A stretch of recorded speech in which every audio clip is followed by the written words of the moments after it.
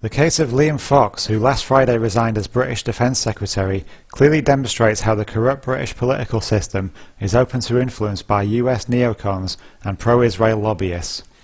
Fox resigned following a Guardian investigation which brought to light disturbing revelations about his relationship with close friend Adam Werrity. Despite having no official links to the British government, Werrity had, with Fox's knowledge, been meeting and setting up business deals with various individuals and organisations around the globe.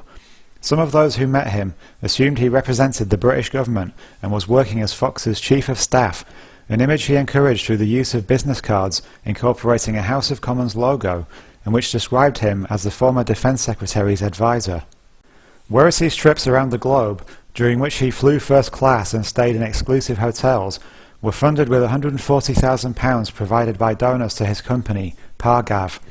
It's emerged that 3 of the 6 donors who bankrolled Werrity through Pargav are strongly pro-Israel businessmen.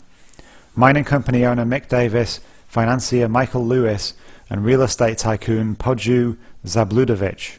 Mick Davis is chairman of United Jewish Israel Appeal, a charity which states as its vision a commitment to the unique heritage and the eternity of Israel. Both Lewis and Zabludovich are linked to the UK's main pro-Israel lobby, the British Israel Communications and Research Centre, BICOM. Werrity's other backers include G3 Good Governance Group, an international private investigation company staffed by former employees of MI6. Davis, Lewis and Zabludovich have been very generous donors to the Conservative Party, Davis having given £150,000 to Conservative Party Central Office over the last 21 months, according to Electoral Commission records. Werrity was the UK Executive Director of a charity set up by Fox called the Atlantic Bridge, a pro-Israel, anti-Iran neocon front organisation whose advisory panel included George Osborne, Lindsey Graham and Joe Lieberman. The group held meetings with John Ashcroft and Karl Rove, and even presented awards to Rudy Giuliani and Henry Kissinger. The Atlantic Bridge was forced to dissolve last month following a critical report from the Charity Commission, who found that its status as an education and research scheme was highly questionable, as it was not evident that it had advanced education and may lead members of the public to call into question its independence from party politics. The Independent on Sunday detailed how multiple sources confirmed Werrity is so highly regarded by the Israeli intelligence service Mossad, who thought he was Mr. Fox's Chief of Staff, that he was able to arrange meetings at the highest levels of the Israeli government. Last February, Werrity arranged a dinner during an Israeli security conference in Herzliya, which included Mr. Fox, the British ambassador to Israel, and senior political figures, believed to include Israeli intelligence agents.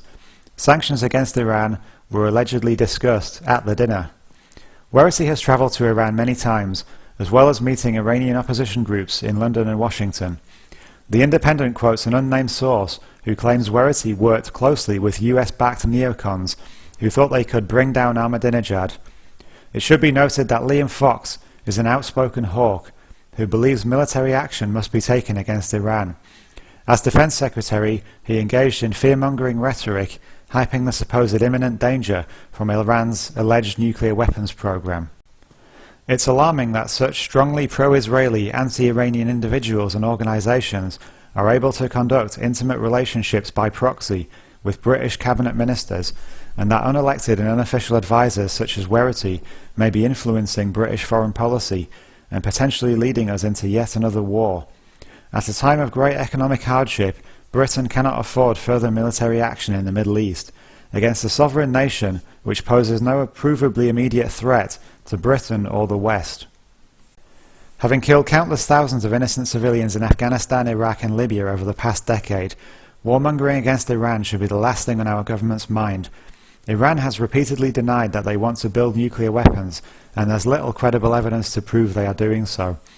That corrupt politicians at the heart of government can be influenced by individuals whose business and ideological motivations require unwavering support for Israel, and the propagandized demonization of Iran is concerning in the extreme.